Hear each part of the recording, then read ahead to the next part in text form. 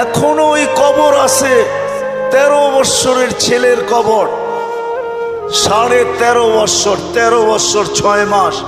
বৎসরে একবার ভারত সাগরের পানিগুলা উপরে ওঠে আর এই কবরের দেওয়ালে যায় একবার টাচ করে, একদিন টাচ করে, আর বৎসরে দ্বিতীয় দিন টাচ করে না। কিতাবি কথা বলতেছিলাম, আমি জিজ্ঞাসা করছি কমরু আইল্যান্ডে কেন টাচ করে, আমরা বলতে পারবো না। তা আমি বলছি কিতাবি কথা না, আমার বিবেক বলে বৎসরে একবার যখন আসে ভারত মহাসাগর মনে হয় আল্লাহকে বলে, আল্লাহ মদিনা মুনাওয়ারায় যে রওজায়ে আতহারে চুমা খাওয়া আমার পক্ষে সম্ভব না, কিন্তু মুহাম্মদ ইবনে ওসমান ইবনে আফফান, উসমান রাদিয়াল্লাহু তাআলা আনহুর ছেলে, নামও মুহাম্মদ, ওই ফ্যামিলির সাথে সংযুক্ত, আমার পদদেশে শুয়ে আছে, একবার অনুমতি দে না বৎসরে এই মুহাম্মদের কবরে চুমা খায়া ওই মুহাম্মদের কবরে চুমা খাওয়ার স্বাদ নিতে চাই।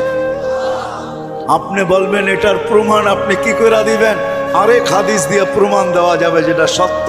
জাবের রাদিয়াল্লাহু তাআলা আনহু বলেন, আল্লাহ রাসূল ঘুমায় আছে, আমি পাশে বসে আছি, দেখতেছি দূরের থেকে গাছটা মানুষের মতো হাঁটতে হাঁটতে আসলো, আল্লাহ রসুলের মাথার কাছে দাঁড়ায় গেল।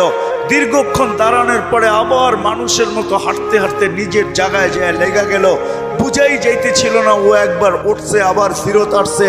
আল্লাহ রসুল যখন ঘুমের থেকে উঠছে তো আমি বললাম, ইয়া রাসূল আল্লাহ, গাছটা মানুষের মতো হাঁটতে হাঁটতে আসলো, আপনার মাথার কাছে দাঁড়ায় ছিল, দীর্ঘক্ষণ পরে চলে গেল।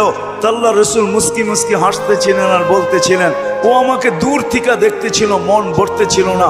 আল্লাহর কাছে দোয়া করছেন, আল্লাহ আপনার বন্ধু এত কাছে আসছে, একটু অনুমতি দিলে হয় কি আমি একটু কাছের থেকে যায় দেখা আসি মন ভরা।